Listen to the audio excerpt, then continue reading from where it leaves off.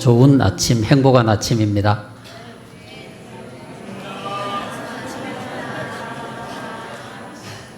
떨떠름한 표정을 짓는 분이 행복한 아침이잖아요. 좋은 아침이잖아요. 왜 떨떠름한 표정을 짓는 분이 계시지? 순종이 어려운 이유가 있어요. 내가 생각하는 가치와 방식 혹은 그 길과 같으면 뭐 이의 없이 갈 수 있죠. 나도 그렇게 생각하니까. 그죠? 나도 그렇게 판단하니까. 근데 문제는 내가 생각하는 길과 달라요. 가치도 달라. 방법도 달라. 그럼 순종하기가 어려운 거예요. 그 선한플러스 박 목사님이 선교적 기업을 하나씩 이렇게 세워 나가는데요. 새로운 선교적 기업을 세워 나갈 때 예컨대 식당이다 혹은 카페다 이럴 때 1번 조건이 경험이 없는 사람. 네. 이해가 돼요? 카페를 시작을 하는데 경험이 없는 사람. 식당을 하는데 식당에 전혀 경험이 없는 사람. 심지어는 음식 솜씨도 없는 사람. 왜 그럴까요? 시킨 대로 잘하거든. 네. 어설프게 아는 게 제일 문제예요. 나도 음식을 좀 할 줄 아는데 이런 사람이 제일 문제예요. 맛이 없다고 하는데 네가 문제라고 말하는 거예요. 네. 그러니까 손님들이 음식이 너무 짭니다. 그러면 덜 짜게 하고 음식이 너무 싱겁습니다. 그러면 약간 더 짜게 하고 이러면 되잖아. 근데 손님이 싱겁다 하면 당신 입이 문제예요. 내가 하는 음식은 짜지 않아. 내가 다 맛을 봤어. 이런 사람이 제일 문제예요. 한 달 안에 망해. 안 망하면 정상이 아니잖아요. 그죠? 네. 오늘 성경에 보니까 여러분 이렇게 쓰고 있어요. 그 4절에 보니까요. 5절에 보니까 시몬이 대답하여 이르되 선생님 우리들이 밤이 새도록 수고하여 잡은 것이 없다. 밤새도록 고기를 잡았는데 고기를 못 잡았어요. 그죠? 누가 밤새도록 고기를 잡았어요? 몰라요? 누가 잡았죠? 베드로. 여러분 옆에 없었어 그때? 근데 고기를 어떻게 했다고요? 못 잡았어요. 베드로 직업이 뭐예요? 어부예요. 갈릴리 바다는 베드로의 삶의 현장이에요. 평생 한 일은 고기 잡는 거예요. 베드로가 잘할 수 있는 거 고기 잡는 거예요. 근데 그날은 밤새도록 고기를 못 잡았어. 그날은 바다에 고기가 있어요, 없어요? 없어. 뭐가 많아. 많으면 잡아야지. 없다니까요. 베드로가 어부인데 그 갈릴리 바다가 삶의 현장인데 여러분 고기가 안 잡힐 때는 더 힘들어. 여기도 던져봐야 되고 저기도 던져봐야 되고 이쪽에도 가봐야 되고 장소도 옮겨야 되고 더 힘들어. 그런데 못 잡았다는 것은 제가 볼 때 그날 밤에 그 갈릴리 바다 베드로가 고기 잡는 그 현장에는 고기는 없어. 그날따라 뭐 개중을 갔든지 소풍을 갔든지 딴 데로 다 가고 없어. 이게 정상이에요. 여러분 생각해 보세요. 정상이에요. 고기를 잡는 전문가가 밤새도록 고기를 잡았는데 못 잡았다는 건 그날은 고기가 없는 날이에요. 그래서 성경을 보면 뭐라고 쓰고 있냐 하면 같이 한번 읽어볼까요? 2절. 호숫가에 배 두 척이 있는 것을 보시니 어부들은 배에서 나와서 그물을 씻었다. 오늘은 작업 끝. 근데 여러분, 느닷없이 주님이 야, 베드로야, 고기 좀 잡았냐? 아니요, 선생님, 한 마리도 못 잡았습니다. 그러냐? 그러면 깊은 바다에 가서 한번 그물을 던져볼래? 이렇게 말씀하셨어요. 베드로는 막 짜증이 나, 짜증이. 예수님한테 짜증을 낼 수는 없고 속으로 내가 그래도 어부인데 평생을 갈릴리 바다 살았는데 선생님, 갈릴리 바다는 내 손바닥 안에 있습니다. 어디에 고기가 있고 어디에 고기가 없고 어디에 물이 깊고 물이 얕고 다 압니다. 제가 깊은데 안 던져봤겠습니까? 없습니다. 이런 짜증이 나. 여러분, 그럴 때 없어? 목사가 뭐 시키면 막 짜증 날 때 없어요?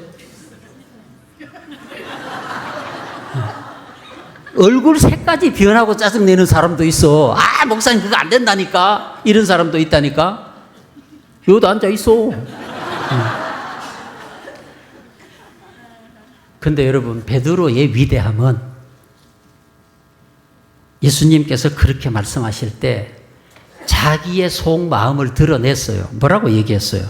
오늘 말씀해 보니까 선생님, 우리가 밤새도록 이곳저곳에 그물 던지고 고기 잡아봤어요. 없어요. 그렇지만 뭐라고 말씀했어요? 주님이 말씀하시니.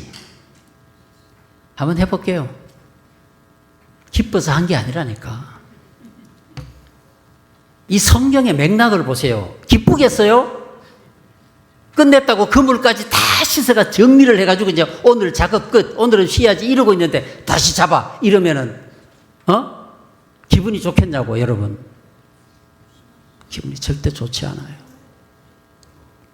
근데 베드로는 순종을 합니다. 여러분, 이게 순종이에요. 내가 갈 수 있는 길, 내가 잘할 수 있는 거, 내 생각도 똑같은데 그건 시키지 않아도 할 수 있어요. 시키지 않아도 할 수 있어. 근데 나와 생각이 다르고 가치가 다르고 길도 다르고 방법도 다르고 다 달라. 내 머릿속에 그건 안 된다고 이미 결론이 내려져 있어. 그런데 그걸 순종하는 게 쉬워요? 절대 쉽지 않아요. 그래서 하나님은 순종을 통해서 하나님의 뜻을 이루시고 순종을 통해서 기적을 이루십니다. 베드로는요, 성령께서 말씀하셔도 거부한 사람이야. 베드로가. 여러분, 사도행전 10장에 보면 성령께서 베드로와 고넬료를 만나게 하실 때 환상을 보여주시잖아. 환상. 그 성령이 야, 일어나 잡아먹어라. 사도행전 10장 13절에 보면 베드로야, 일어나 잡아먹어라. 이렇게 성령께서, 하나님께서 말씀하셔요. 먹으라고. 베드로가 뭐라고 얘기했는지 아세요? 베드로가 이르되 14절이에요. 주여, 그럴 수 없습니다. 지금 명령을 내린 사람은 하나님이야. 명령을 내린 사람이 하나님인데 베드로는 그럴 수 없다고 거절합니다. 왜냐? 속되고 깨끗하지 아니한 것을 내가 결코 먹지 않겠습니다. 성경에 먹지 말라고 한 그 음식을 내가 어떻게 먹을 수 있습니까? 이 일이 3번이나 반복되어서 일어났다고 성경이 기록하고 있어요.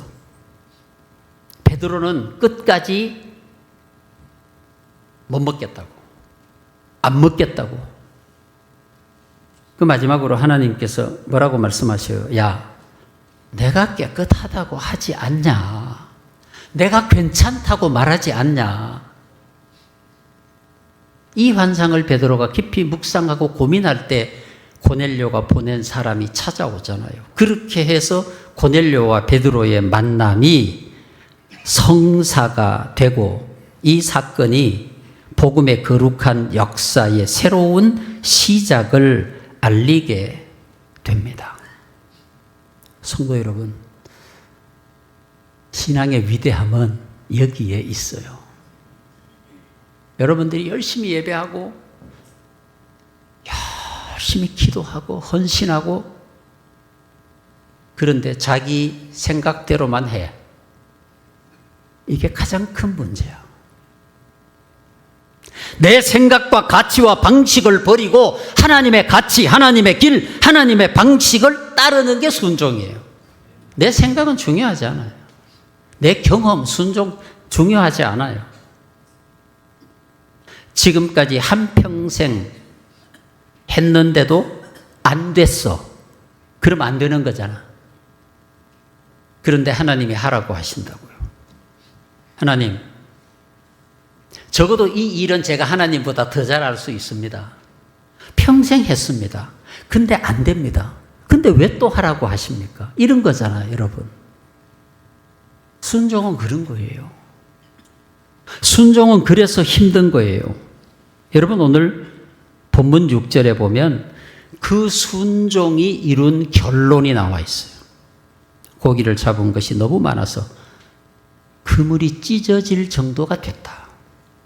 얼마나 많이 잡았으면 그물이 찢어질 정도가 됐을까요? 이 사건 이후로 베드로가 주님을 따르는 제자가 되죠. 여러분의 인생에 하나님께서 예비하신 은혜, 축복, 기적이 있습니다. 그런데 그것이 이루어지려고 하면 여러분들이 하나님의 방식에 순종해야 돼요. 하나님의 방식을 받아들여야 돼. 주님 말씀하시면 가겠습니다. 주님 말씀하시면 따르겠습니다. 주님 말씀하시면 실천하겠습니다. 이런 고백이 있는 거예요. 그래서 여러분, 성경에 기록된 수많은 기적의 현장에는 하나님의 말씀에 순종하는 믿음이 있어요.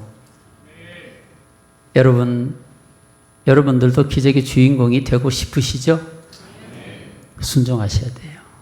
하나님 말씀에. 내 생각하고 달라요. 내 판단하고도 달라요. 합리적이지도 않아요. 객관적이지도 않아요. 경험과도 달라요. 그것은 말이 안 돼요. 그런데 받아들여요. 그런데 순종해요. 여러분, 가장 대표적인 사건이 있죠. 예수님께서 첫 번째로 행하신 기적. 물로 포도주를 만드신 사건이 나옵니다. 여러분, 잔치 현장에 있었던 사건이죠. 여러분 잘 아시는 대로요. 예수님 어머니가 이렇게 말씀을 하셔요. 같이 한번 읽어볼게요. 요한복음 2장 5절이에요. 어머니가 하인들에게 이르되 너희에게 무슨 말씀을 하시든지 그대로 하라. 말이 돼요? 이게 말이 되냐고, 여러분. 무슨 말씀을 하시든지 그대로 해라. 여러분, 그대로 할 수 있어요? 그대로 할 수 있어요, 여러분? 쉽지 않아요. 절대 쉽지 않아요. 예수님 어머니가 하신 말씀이에요. 예수께서 너희에게 무슨 말씀을 하시든지 그대로 하라. 여러분, 이게 가능했던 것이 하인들이어서 가능했어. 하인들은 시키는 대로 하는 사람들이니까. 여러분, 성경의 기록을 보면 이렇게 기록하고 있어요. 요한복음 2장 7절에 보면요. 예수께서 그들에게 이르시되 항아리에 물을 채우라 하신즉 아귀까지 채우니. 그 예수님 엄마가 하인들에게 말했잖아요. 야, 이리 와봐, 너희들. 지금 예수님께서 너희들에게 뭘 시키실 건데 무슨 말씀을 하시든지 이유 달지 말고 그대로 해라. 그 예수님이 오셔서 하시는 말씀이 빈 항아리가 있는데 물을 가득 채워라. 자, 여러분, 그 현장을 생각해 보세요. 잔치집에 포도주가 떨어진 거잖아요. 그 항아리에 물을 왜 갖다 부어요? 미친 짓이죠. 정신없는 짓이죠. 근데 하인들에게는 시키는 대로 하면 되지 판단하지 않아도 돼요. 자기가 결정하지 않아도 돼요. 여러분, 하나님께서 우리에게 말씀하시는 거룩한 말씀이 있다면 그 말씀을 우리가 판단할 이유가 없어요. 우리가 결정할 이유도 없어요. 여러분 인생에 물이 포도주가 되는 그런 기적이 있었으면 좋겠죠. 시키는 대로 하시면 돼요. 말씀이, 주님이, 하나님이 말씀하시는 대로. 그것이 기적의 출발이에요. 여러분, 여리고성이 무너진 것도, 요단강이 갈라진 것도 출발은 순종이에요. 다른 건. 여러분 생각해, 성경 읽어보세요. 여호수아서 읽어보세요. 여리고성이 무너질 때 이스라엘 백성들이 한 일이 뭐 있어요? 아무것도 없어요. 한 바퀴 돌고 마지막 날 7바퀴 돌고 소리 지르라고 하면 소리 지르고, 성 안에 있는 사람들이 보면 저놈들은 정신이 나간 놈들이야. 뭣덤시로 피곤한데 그 성을 한 바퀴 돌고 마지막 날은 보니까 계속 도네? 또 가만히 있으니까 소리까지 지르네? 이게 정상적인 일이에요? 그런데 하나님은 그 순종을 통해서 기적을 이루신 거예요. 여러분, 하나님 앞에 바보가 됩시다.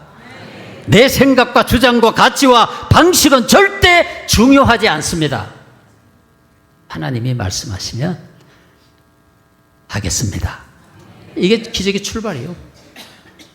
그래서 오늘 말씀의 제목처럼 순종의 은혜고 순종의 축복인 거예요. 여러분, 우리는 살아온 세월만큼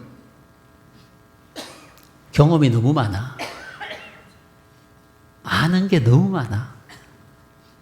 경험도 많고 아는 것도 많다가 보니까 모든 판단을 누가 해요? 내가 해, 내가 해. 어설픈 지식을 가지고 어설픈 기술을 가진 사람이 식당을 하면 망한다니까. 차라리 아무것도 모르면 잘하는 사람에게 물어서 시키는 대로 해. 그러면 좋은 맛이 나올 수 있어요. 우리의 생각과 경험이 너무 많아서 순종하기가 어려운 거예요. 우리는 절대 빈 항아리에 물을 갖다 넣는 순종을 하기가 어려운 거예요. 물이 포도주가 되는 기적의 주인공이 되려면, 여리고성이 무너지는 그 거룩한 현장에 기적의 주인공이 되려면, 요단강을 건너는 기적의 주인공이 되려면 우리의 신앙이 순종해야 됩니다. 마지막 한 가지 얘기를 하고 마치겠습니다. 지난번에 중국에서 오신 목사님 치료를 잘 받고 가시는 거 아시죠? 그 목사님 교회가 굉장히 중요한 위치에 있는 교회인데, 교회가 성도들이 숫자가 많지 않고 너무 어려워서 그 목사님은 목회를 하는 20여 년 동안 제대로 된 생활비를 받아보지를 못했다고 하더라고요. 그 교회에는 연세 드신 분들이 많아서 성도들을 차로 모시고 와야 되는데, 차가 10년을 타다 보니까 이제는 폐차를 해야 되고 새로 바꿔야 된대요. 기도해달라고 요청이 와서 계속 통화를 하고 만나고 하는데, 성령께서 내 마음속에 야, 네가 차를 사드려라, 이런 감동이 오는 거예요. 기가 막힐 노릇이에요. 생각해 보세요, 여러분. 아무리 싼 차를 사도 2천만 원은 들어가야 된다고 하는데 어떻게 결론을 내릴게요? 순종 안 했으면 내가 말하지도 않지. 그래서 아직 그 목사님에게 제가 전화는 하지 않았어요. 저는 이미 제 마음 가운데 결론을 내리고 내일 전화를 할 겁니다. 왜? 그 교회가 31일 오늘까지 헌금을 한다고 했거든. 제가 생각하는 바는 이거예요. 그 교회는 교회가 생기고 지금까지 누구를 도와본 적이 없는 교회예요. 제가 마음속에 목사님에게 이렇게 얘기를 하려고 해요. 목사님, 지금까지 헌금이 얼마 됐냐요? 뭐 많이 되지도 않았을 거예요. 얼마가 됐든지 교회 역사상 처음으로 그 돈은 누군가를 도우세요. 대신에 차량은 제가 사드리도록 하겠습니다. 이렇게, 그 박수 칠 일 아니에요. 여러분 모두도 누구도 그렇게 할 수 있어요. 그렇게 하셔야 되고. 제가 할 수 있는 능력은 사실 없어요. 그렇지만 하나님께서 여러 가지 방식으로 또 길을 여시겠죠. 저는 그렇게 생각을 해요. 그래서 그 교회가 평생 처음으로 누군가를 돕는 교회가 된다는 게 저는 더 기뻐요. 그분들이 갖는 감동이 얼마나 크겠어요. 누군가를 돕는데. 성도 여러분, 순종은 이런 거예요. 성령은 시시때때로 우리를 감동해요. 말씀하세요. 명령하세요. 그렇게 하라고. 그렇게 해야 된다고. 우리가 거부하는 이유는 뭐예요? 내 생각하고 안 맞아. 내 경험과 안 맞아.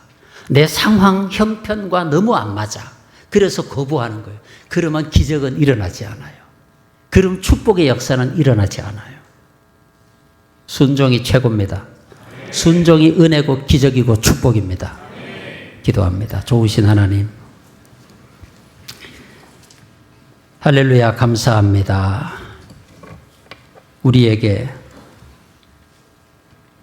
하나님 말씀에 순종할 수 있는 은혜를 주심이 얼마나 감사한지요. 일생을 살아가는 동안에 내 삶의 순종이 질서가 되게 하시고 이 순종이 은혜가 축복이 되게 해 주시옵소서. 예수님 이름으로 기도드리옵나이다. 아멘.